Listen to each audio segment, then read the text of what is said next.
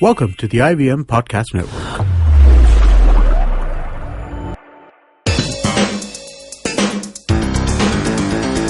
You're listening to TFG Cricket. Good morning, everyone. This is the Monday Morning Blues. I think everybody has got up very late. Vivek Krishnan is with me. This is the TFG Fantasy Cricket Podcast. How was your weekend, by the way, Vivek Krishnan, in terms of fantasy cricket? Not very profitable, I should say. I think normally weekends are not very. You don't end up winning too much. And it was, I think, Big Bash was a spoiler to a large extent, but it's okay. We still have 5 more days to recover all the money to make sure that we can, afford a few losses over the weekend. Okay, so let's move on to today's game: Sydney Sixers versus Melbourne Renegades. By the time you are listening to this podcast, the match would be like around 2 hours away from here. There should be an hour and a bit, maximum 2 hours, but not more than that. Okay, yes. and please listen to this very carefully. There are numerous changes in both the squads. Let me tell you, from Sydney Sixers, the players who are out are Sam Billings, Jason Roy, Jordan Silk, Henry Thornton. And we just got to know that Stephen O'Keefe has pulled out. That's correct, yes. Okay, last and the minute players, withdrawal. Yes, Yeah. last moment withdrawal. And the players who are coming in are Nathan Lyon, Jackson Bird, Michael Lumb. We still don't know who is the replacement for Stephen O'Keefe. Yes, so at the moment there is no replacement. So they had named a 13-man squad. And out of 13, if Stephen O'Keefe has opted not to take field, they'll play with 12. And in any case, you don't need 13 players, just warming the bench. 2 of them warming the bench. All you need is one active 12th man who supplies drinks and gloves and all that. But tell me one thing, Vivek, in Sydney Sixers, how many spinners are there? There are quite a few spinners. Yeah. If O'Keefe had played, chances were that they could have played 3 spinners. That is Nathan Lyon, Stephen O'Keefe, and obviously Johan Botha. Even after O'Keefe's withdrawal, they have 3. That is Somerville, Botha, and Nathan Lyon. I don't know. I think the only spinner, or probably their specialist spinner for the last 2-3 years has been Johan Botha. He's done very well with both bat and ball. Yes. He opens the bowling with the new ball and the power play. And I think they will obviously pick him as the first choice spinner. Okay. I'm not too sure whether they'll play all 3 spinners. But if there is a choice between Somerville and Nathan Lyon, probably they will go for more experience in Nathan Lyon. And given the fact that he's coming off a decent run in the Test series. Okay, do you think Jackson Bird will get a place? I don't know. Again, look, far too many pace bowlers. Sean Abbott has been their best bowler for the season. Doug Bollinger was benched in the last game. I don't know for what reason. Then you have Ben Dwarshuis. Joe Minnie has been there. So there are far too many options, Nikhil. And Moses Henriques has been a big disappointment in terms of bowling, because for you and me and for several other fantasy users, he hasn't bowled, which means it's a loss. And when you place him in an all-rounders category, you obviously spend XYZ budget, only to realize, boss,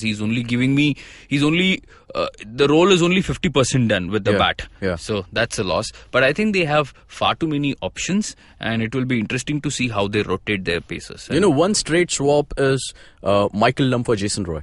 Yeah, that's a straight swap. Again, Michael Lumb has been with the Sixers for the last 2-3 years, very productive up the order. But the real replacement is Colin Munro. So Colin Munro, after getting that 100 against Bangladesh a few days ago, was a direct signing. It happened on that very day after his century. So I think there is some paperwork that needs to be done. Yeah, he's not in the squad. Yes. It's not to say that the travel is long from New Zealand to Australia. But I think he's still there in the team. But once the paperwork is done, he should be available for the next game. Right. So moving on to Melbourne Renegades. Even here, there are a lot of players who are out. Trent Lawford, Marcus Harris, Nathan Remington. And players who are coming in are Thisara Pereira, Tom Beaton and Xavier Doherty. Yes, Thisara Pereira was supposed to play the last game. But again, there was some work to be done, and that's why he couldn't take field. Then you talk about Tom Beaton. I think Tom Beaton is a very raw guy who probably will open the innings with Aaron Finch. And obviously you talk about Nathan Remington's exit. Unfortunately, he has not done well for the Renegades this season. So is the case with Marcus Harris, who opened, I think, 3-4 times with Aaron Finch. Yeah. Again, didn't deliver the goods. Trent Lawford has been a liability to a large extent. So they're also having a lot of lot of issues. Obviously, losing Dwayne Bravo, upset them in a lot of ways, because the kind of balance he brings to the team, the kind of stability he gives you as an all-round cricketer, and when somebody doesn't play, it really disturbs your balance, it disturbs your combination. But there is Thisara Pereira. I wouldn't put him in the same category as Dwayne Bravo, but he is a match winner in his own right. Because we have seen him play T20 leagues all around the world. He's got a golden arm with the ball, so he will take field. And I'm not too sure how much you have to... you should pick him in your team purely because he's going to bowl and bat. But captain, vice captain, too early at this stage. In fact, I'm looking at the Melbourne Renegades squad. The all-rounders haven't chipped very well for them. Yeah, Cooper. Yeah, Cooper has. I think he starts off bowling the first 2 overs, bats at 6 and 7, hasn't contributed much, barring one innings where he scored 40 odd. He hasn't come to party with the bat. Then obviously the other all-rounders also. Cameron White has done very well for them. But again, there could be a few budget issues this time around, and that's the reason why we haven't picked him. Callan Ferguson, another guy who has not contributed. So they are struggling, Nikhil. But if you look at their bowling, you have absolutely world-class spinners in Sunil Narine, Brad Hogg, James Pattinson is back. That's a huge boost for them. Yeah, and Trimmin is doing good. Yes. Trimmin is also doing well. Pattinson remains one of the most threatening bowlers in the Australian circuit, and we saw his impact straight away. Return game after so many days, and straight away 3 wickets. So it's very difficult for you to ignore that bowler. So can you just tell our listeners who our Fantasy 11 is? Yeah, our Fantasy 11, obviously, there is a toss-up between Peter Neville and Brad Haddin, but because Sydney Sixers have a celebrated batting lineup, Haddin is likely to bat at number 6 or 7.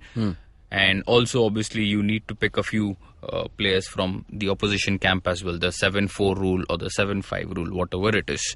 So we pick Peter Neville as the keeper. Batting, obviously, Aaron Finch, who also will be our captain. Then you talk about Nick Maddinson, could be number 3. Daniel Hughes has been a revelation in this tournament. He will open the innings.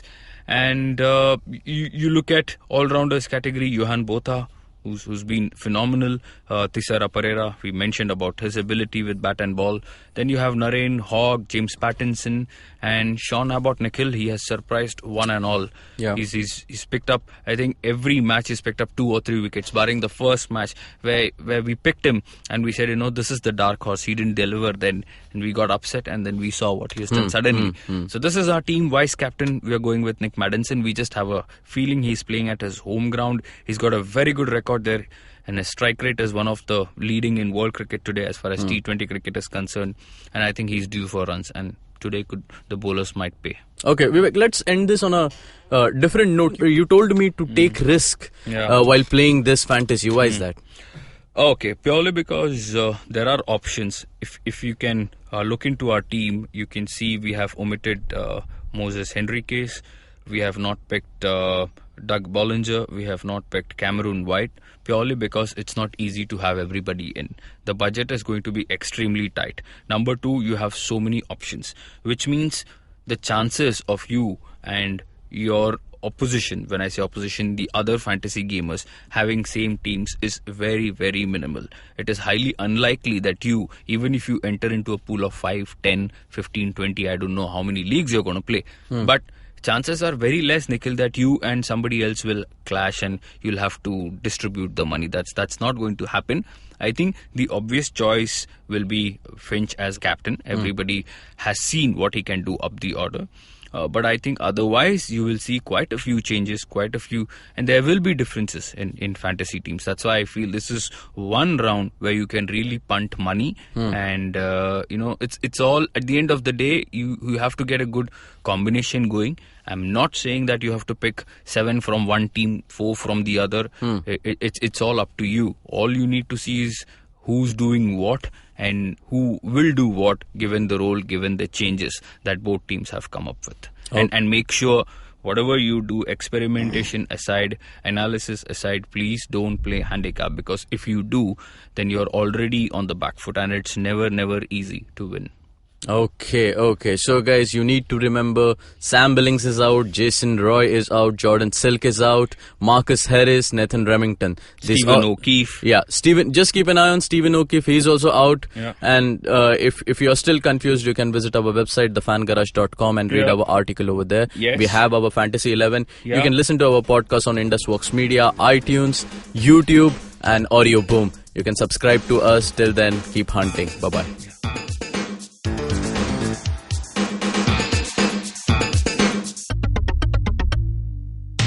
Our podcasts bring all the boys to the yard, and damn right, they're better than yours. But you don't need to stand outside in the yard. Just follow IVM Podcasts on Facebook, Twitter, and Instagram. We might be on Tinder too. Just go ahead and swipe right.